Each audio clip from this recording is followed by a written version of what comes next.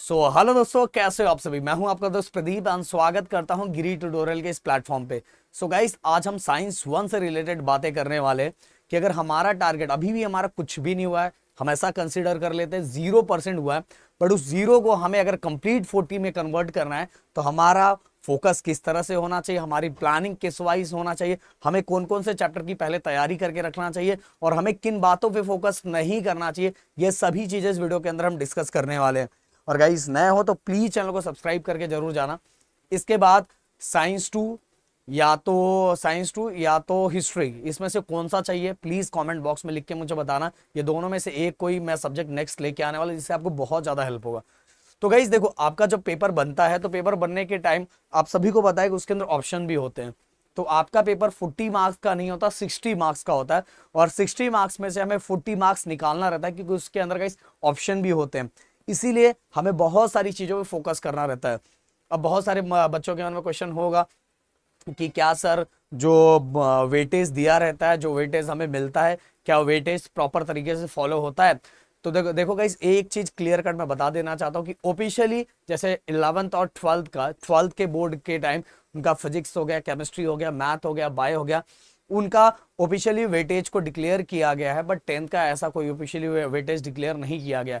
बस क्या किया जाता है कि इतने सालों से जिस तरह से पेपर आया हुआ है, उस पेपर के अकॉर्डिंग ही एक प्रॉपर वेटेज तैयार कर दिया गया कि हर साल इतने इतने क्वेश्चन इतने मार्क्स के इस चैप्टर से पूछे जाते हैं, ऐसा। जबकि ऑफिशियली कोई मतलब कि कोई भी नोटिफिकेशन नहीं किया गया। ओके, ये चीजें आपके दिमाग में होना चाहिए।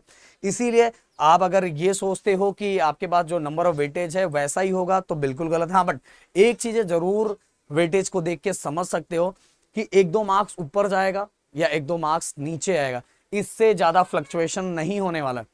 अगर आप साइंस 1 को कर रहे हो तो आपको हमेशा फिजिक्स और केमिस्ट्री को डिवाइड करके पढ़ना चाहिए कि फिजिक्स वाले चैप्टर कौन से हैं, केमिस्ट्री वाले चैप्टर कौन से हैं। अगर इस तरह से डिवाइड करोगे तो गाइस बहुत बहुत अच्छी तरीके से बच जाओगे। क्योंकि बहुत बार क्वेश्चन जो होता है, बहुत सारी ऐसा, अगर हम कैसा करते हैं कि किसी भी चैप्टर को स्किप कर देते हैं, ऐसा मत करो। अगर स्किप कर रहे हो तो फिजिक्स में से कुछ पार्ट करो या केमिस्ट्री में से कुछ पार्ट करो। ये प्रॉपर समझदारी वाला काम है। ये नहीं कि आपका जो मर्जी कर रहा है साइंस 1 में वो चैप्टर आप स्किप कर दे रहे हो, पता चला आपने केमिस्ट्री के ही बहुत सारे चैप्टर स्किप कर दिए या तो फिजिक्स के ही बहुत सारे चैप्टर स्किप कर दिए, तो भाई बहुत बुरी तरह से बहुत सारी जगह फंस सकते हो। तो ये चीजें जो मैंने बताई, इस पर बहुत अच्छी तरीके से ध्यान देना। पर मैं एक चीज जरूर बोलूंगा कि मैंने जो स्टार्टिंग में ही बताया कि वेटेज ऑफिशियली डिक्लेयर नहीं किया गया है, बट इतने सालों में जिस तरह से आता है उसको सामने रख के एक वेटेज बनाया गया है, जिससे समझ में आता है कि ये इस चैप्टर के क्वेश्चन ऐसे ऐसे पूछे जाते हैं। तो 1-2 मार्क्स ऊपर नीचे होता है, बट इससे हम एक अंदाजा लगा सकते हैं कि अगर मुझे चैप्टर करना है तो पहले मैं कौन सा करूं, जिससे मेरा कॉन्फिडेंस बूस्ट हो जाए, और कॉन्फिडेंस बूस्ट होने के बाद मैं बाकी चैप्टर भी बहुत अच्छी तरीके से कर लूंगा। तो गाइस, मैं आप सभी को सजेशन ये देना चाहूंगा कि आपको ग्रेविटेशन ये चैप्टर बहुत अच्छी तरीके से फटाफट कर सकते हो।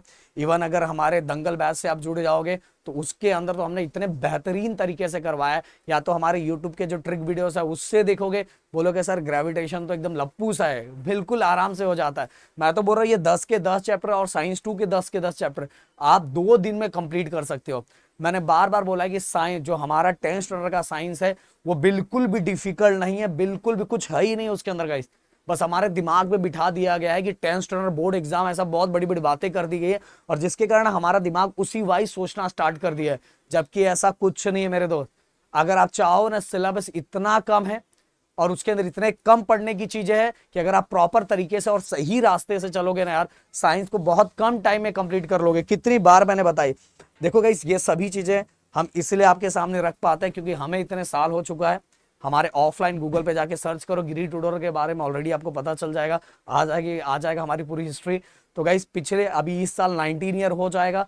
पिछले इस बार हमारा 10 का 16 बैच पास आउट होने जा रहा है, 12 का 13 बैच पास आउट ऑफलाइन का होने जा रहा है। पिछले कई सालों से यूट्यूब चैनल पे हम काम कर रहे हैं, तो हमने बहुत सारी चीजों को प्रॉपर तरीके से एनालाइज करके रखा हुआ है। तो हमें समझ में आ रहा है कि बच्चों को किस तरह से फोकस करना चाहिए।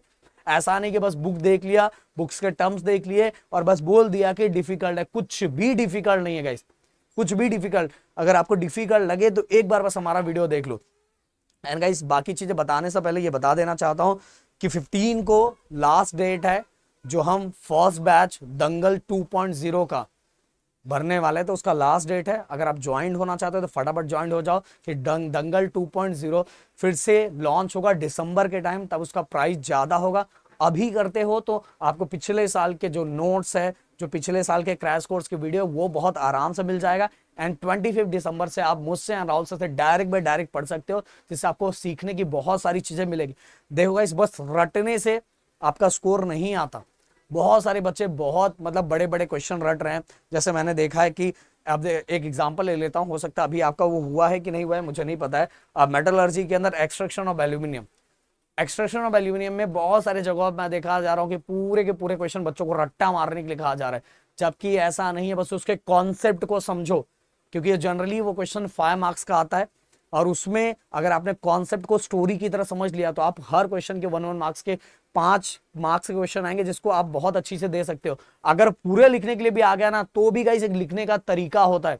आपका जो बुक होता है वो है, उसके अंदर एक्सप्लेनेशन दिया रहता है। आपको ज्यादा एक्सप्लेन करने की जरूरत नहीं है, क्योंकि जो पेपर चेक करने वाला बंदा है उसको पूरी तरह से सब चीजें आता है। तो एक रूल के अकॉर्डिंग, एक प्रॉपर पॉइंट के अकॉर्डिंग चीजों को लिखा जाता है। अगर साइंस 1 में या साइंस 2 में उस वाइज आप लिखते हो तो आपका स्कोर अपने आप बढ़ जाता है। मैं बोल रहा हूँ स्कूल का टॉपर हर साल चेंज होता है। अब अगर देखना है तो मेरा स्टोरी बोल रहा हूँ, मेरे शॉर्ट्स वीडियो पे, गिरी ट्यूटर के शॉर्ट्स वीडियो में जाके देखना।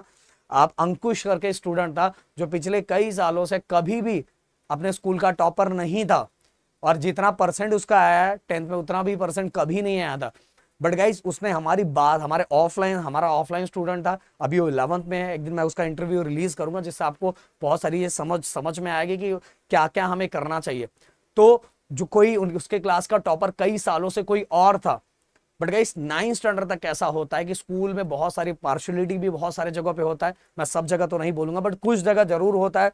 टीचर्स बहुत सारे इंटरनल मार्क्स, बहुत सारी चीजें, बहुत सारे बच्चों के फेस को, चेहरे को देख के देते हैं कि ये अपना खास है, इसको ज्यादा देती हूँ। या पेपर चेकिंग में भी उनको हेल्प हो जाता है, या बहुत सारी चीजें उनको पता चल जाता है, बहुत सारी चीजों में हेल्प हो जाता है। इसीलिए जो रियल टॉपर होता है वो समझ में नहीं आता, क्योंकि बहुत सारे जगह जो टीचर पढ़वाती है उन्हीं के वाइज अगर लिखा हुआ तो पूरे मार्क्स दे देती है, जबकि रूल वाइज जैसा लिखना है। अगर कोई बच्चा लिख रहा है तो भी उसको मार्क्स नहीं मिलता, कुछ ओवन वर्ड्स में लिख दिया तो भी टीचर नहीं देती।